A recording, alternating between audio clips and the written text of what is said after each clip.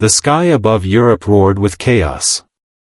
German flak cannons painted the air with black smoke and fire, shredding everything that dared to fly through it.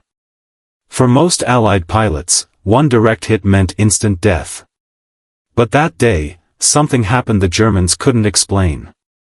Out of the burning clouds, a massive silhouette emerged, riddled with holes, wings torn, engine coughing smoke, yet still flying.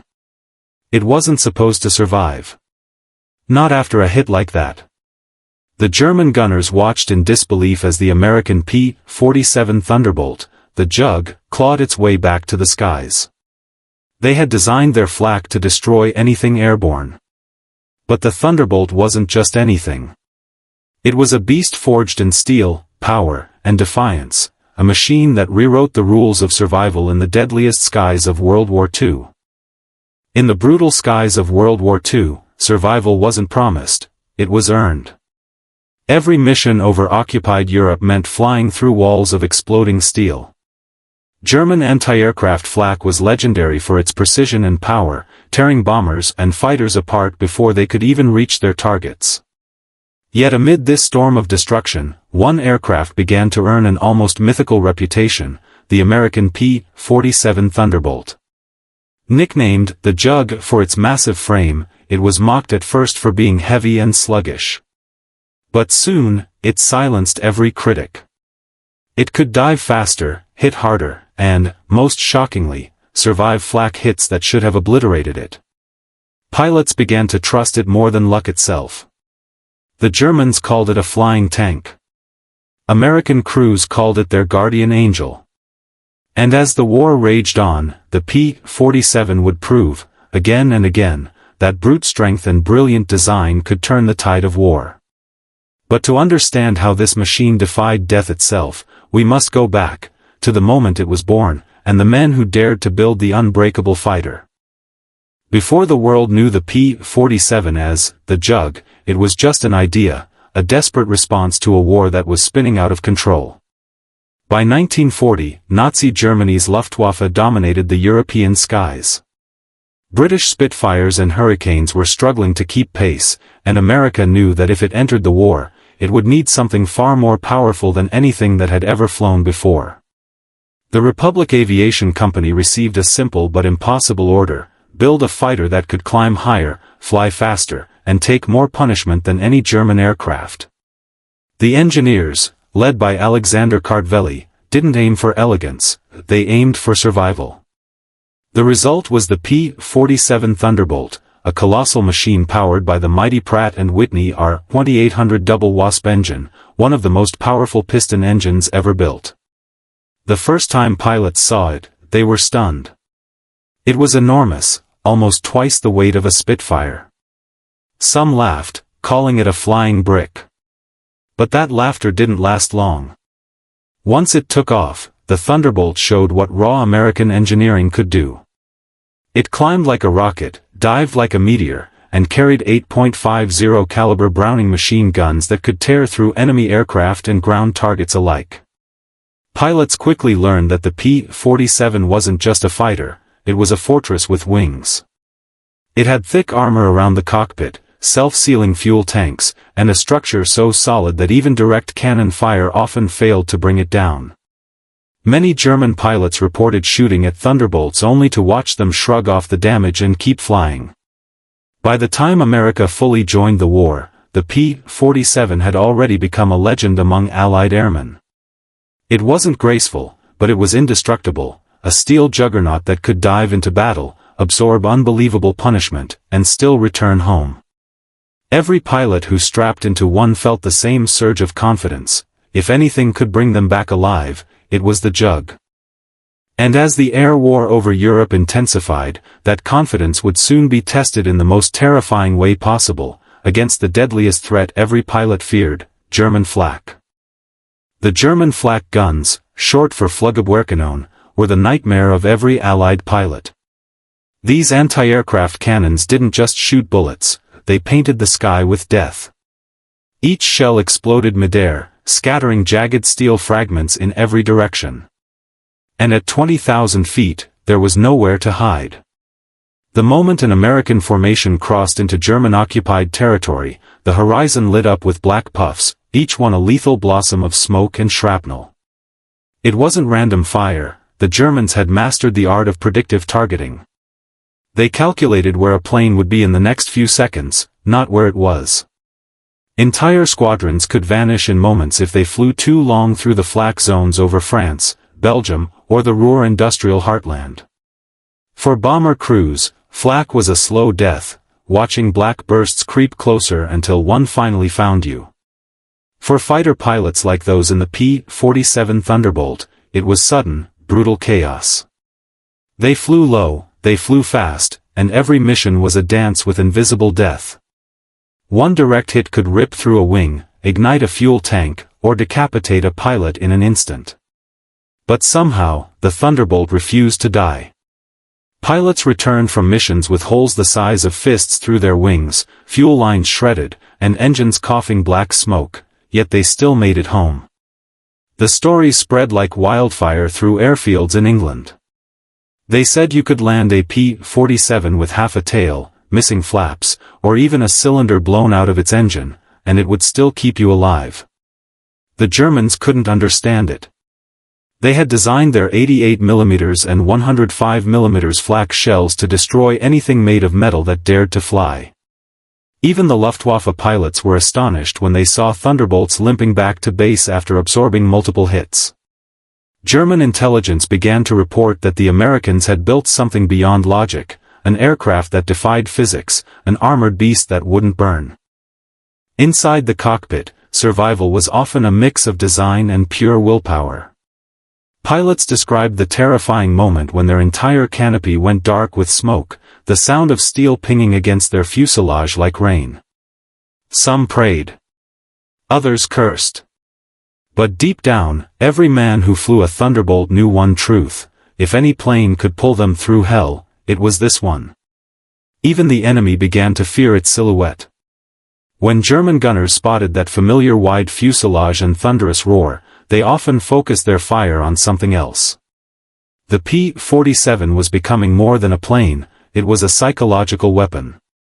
Its legend grew with each impossible return, each scarred pilot who stumbled out of a smoking wreck that somehow refused to crash.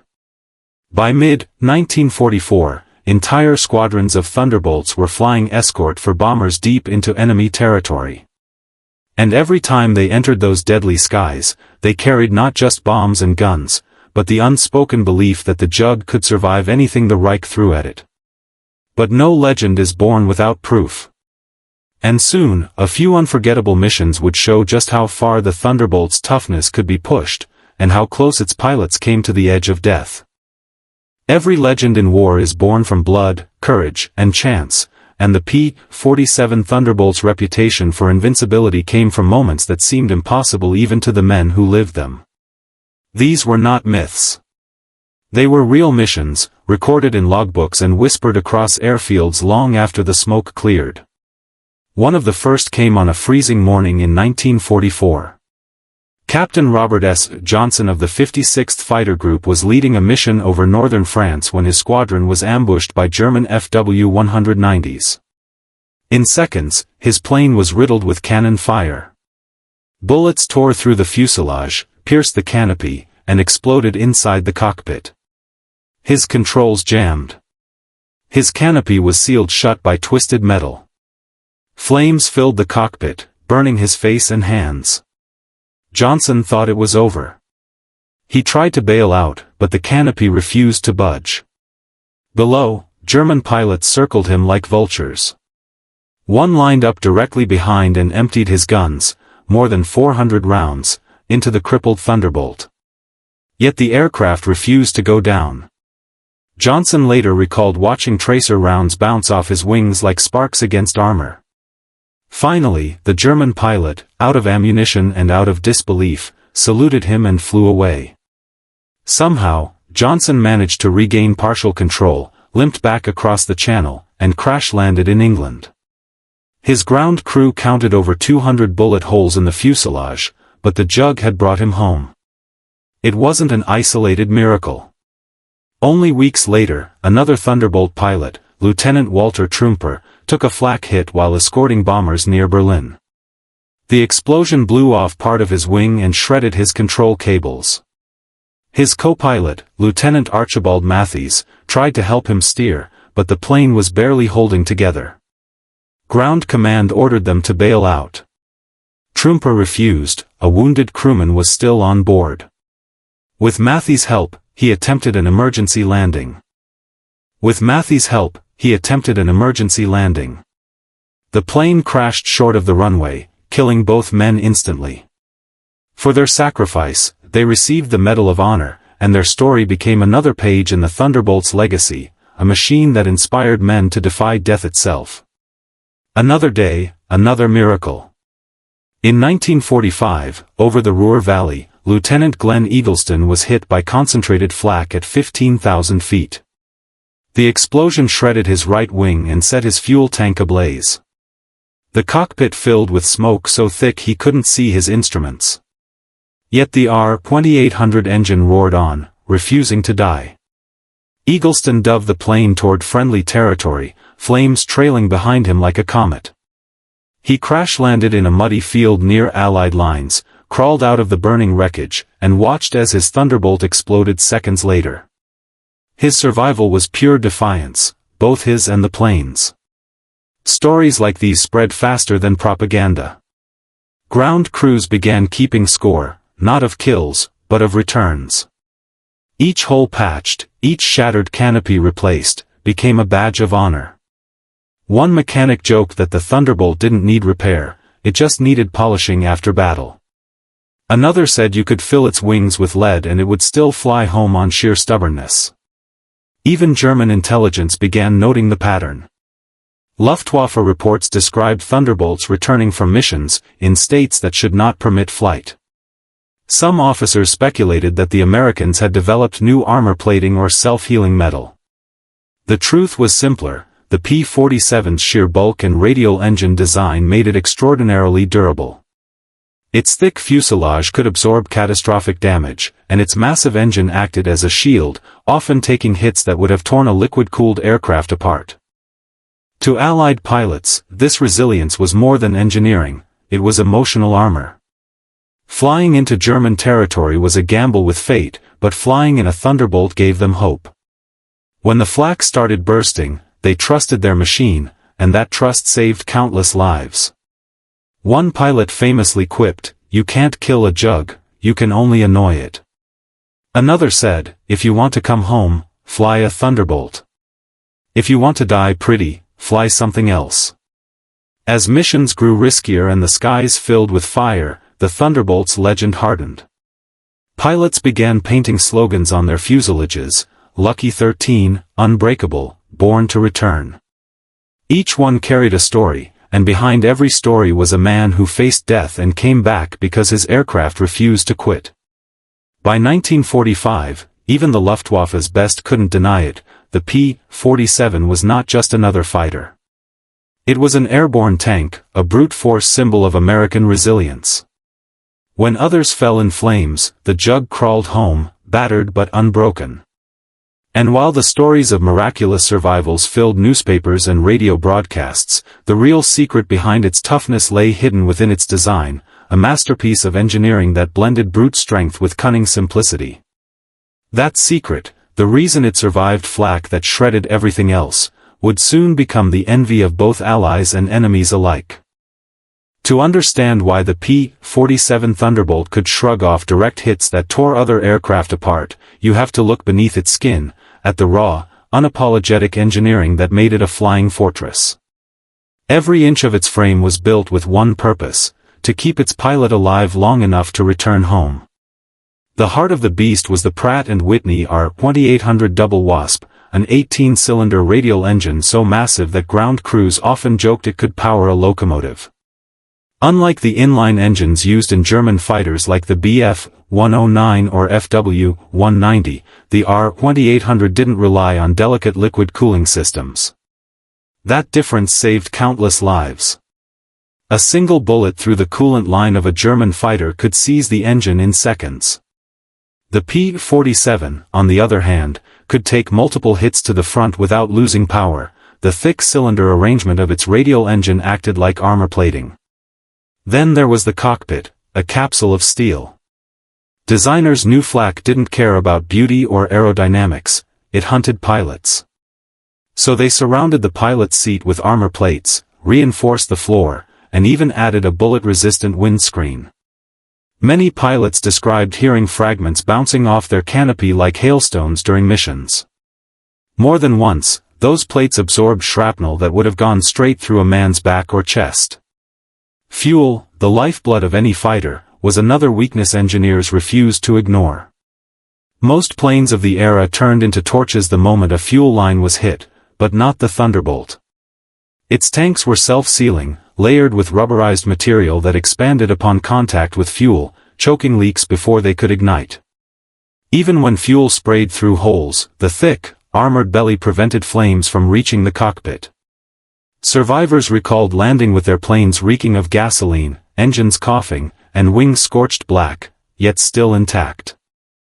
Weight was the price of that protection, but instead of slowing it down, engineers turned mass into momentum.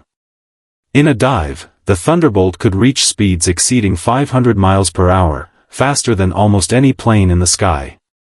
The same bulk that made it look clumsy in the hangar made it a predator in combat. German pilots often underestimated it, thinking they could outturn or outclimb it, until they saw the jug drop like a thunderbolt from above, guns blazing. Speaking of guns, its firepower was unmatched. 8 Browning .50 caliber machine guns gave the P-47 a broad killing arc, 4 on each wing, capable of firing 100 rounds per second combined. A single burst could shred a train, tear through armored vehicles, or rip a fighter apart in midair. This wasn't finesse. This was fury forged into metal. But perhaps the most overlooked secret of its durability was the distribution of strength within its structure. The fuselage was designed like a bridge, stress distributed across multiple points, allowing it to flex and absorb impacts without snapping. That meant even when pieces of the wings or tail were blown away, the remaining structure could still hold. Engineers called it load redundancy. Pilots called it a miracle. One maintenance officer once said, "You could remove half the jug's parts and she'd still fly. Try that with a Messerschmitt." And he wasn't exaggerating.